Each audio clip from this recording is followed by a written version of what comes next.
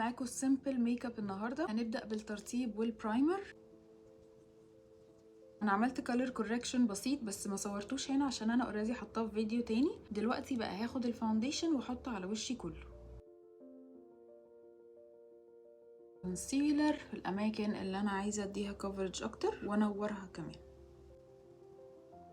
بحط الباودر دلوقتي، بس مهم قوي اي مكان بيخطط اعمله بلندنج كويس قوي زي هنا مثلا، وبعد كده احط عليه الباودر. كده طبيعي ان الاماكن اللي بتخطط هتخطط، بس كل الفكره ان انا بحاول اقلل ده على قد ما اقدر. بعد كده هاخد البرونزر بتاعي واحطه بقى على الاماكن اللي انا عايزه اديها زي ظل شويه. زي ما انتوا شايفين انا دايما بحب الطبطبه عن ان انا اقعد اسحب كده علشان ما بهدلش البيز اللي انا عملته.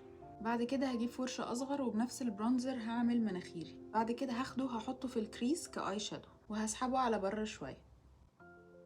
هاخد بعد كده فرشة اصغر واحطه تحت عيني. دلوقتي هحط البلاشر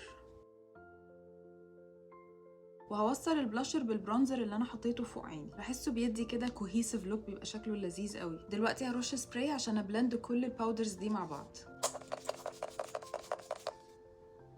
شايفين الباودرز بقى شكلها طبيعي واحلى ازاي على الوش. قبل ما السبراي ينشف بحاجه بسيطه هاخد هايلايتر واحطه. السبراي بيخلي الهايلايتر يبان اكتر. هاخد نفس الفرشه ونفس الهايلايتر وهحطه على عيني بقى. انا بحب احطه هنا وارفعه لفوق، بيخلي العين مفتوحه كده وشكلها حلو قوي. دلوقتي هسرح حواجبي لفوق علشان اشوف الفراغات فين وهبدا املاها.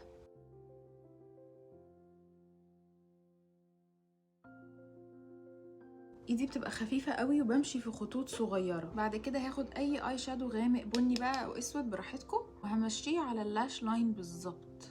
هعمل السكشن اللي ورا بس من عيني، وبعد كده هسحبه بسيط قوي وهتقل برضو من اللور لاش لاين. وبعد كده هعمل تايت لايننج ان انا احط الكحل هنا على رموشي نفسها بس من فوق.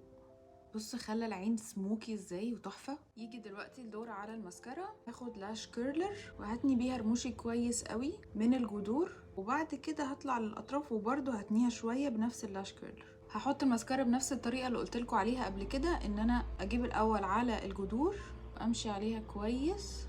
بعد كده بقى هاجي على الاطراف. وتخيلوا ان دي كوت واحده بس من الماسكارا. حطيت شفايفي بقلم تقريبا نفس لونها، وبعد كده هحط ليبستيك هوريكم هيعجبكم قوي. هاخد ليبستيك احمر، بعدين بايدي هعمل له بلندنج، وهاجي من النص اطلعه بره شويه، وبعد كده ليب جلوس شفاف. سبراي عشان نثبت كل ده.